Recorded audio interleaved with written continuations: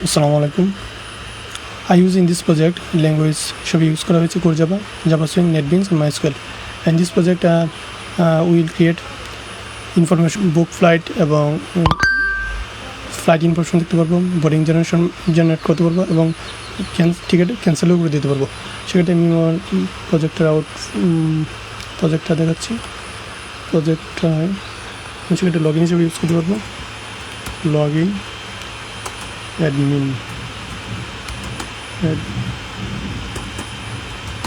Admin name হচ্ছে আমার user name password. Submit দিয়ে দিলাম। সেক্ষেত্রে আমি আমার দুইটা মেনু দেখতে পাচ্ছি।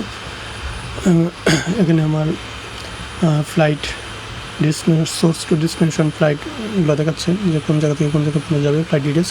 এটি কাস্টমার, আমি এখানে কাস্টমার জেনারেট করতে পারি, কাস্টমার দিতে পারি। সেক্ষেত্রে আমি কাস্টমার দিলাম। ন্যাশনালিটি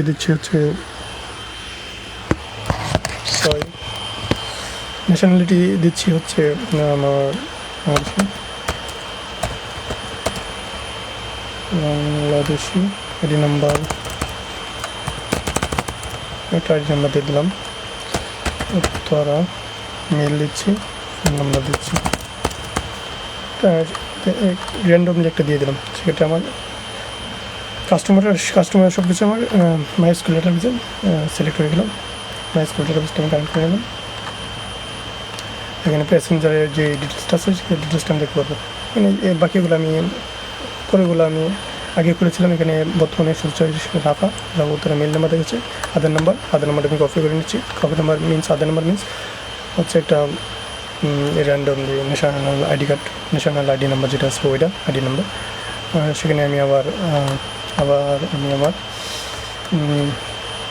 অ্যাপে ফিরে আসলাম, অ্যাপ্লিকেশনে ফিরে আসলাম। এখন একটি ফ্লাইটটা বুক করবো আর কি। ফ্লাইটটা বুক করবো, ঢাকা তো চিটাগাং বুক করবো। এখানে ইচ্ছা হলে অন্য জায়গায় তো করা যাবে। সেক্ষেত্রে একটা ফ্লাইট নাম্বার দিল, ফ্লাইট কোড শো করলো। আমি চাচ্ছি যে টিকিটটা আমি জুনের 1 তারিখে বুক করবো। এটাও আমার ডাটাবেজে সংরক্ষণ হয়ে গেল। এখন আমি আবার ডাটাবেজে যাই। ডাটাবেজে দেখি সত্যি কি ফ্লাইটটা বুক হয়েছে কিনা। অবশ্যই ফ্লাইটটা বুক হওয়ার কথা। রিজার্ভেশন দেখি,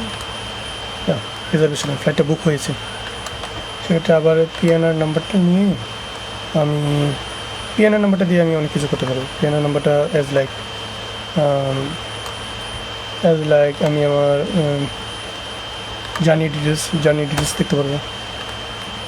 এটা হচ্ছে আমার journey details, date, destination, source, flight number, flight name, flight code name. ইচ্ছা হলে আমি আমার এই বোর্ডিং পাস যেটা আছে বোর্ডিং পাসটা আমি দেখতে পারবো। তো বোর্ডিং পাস জেনারেট হয়ে গেল।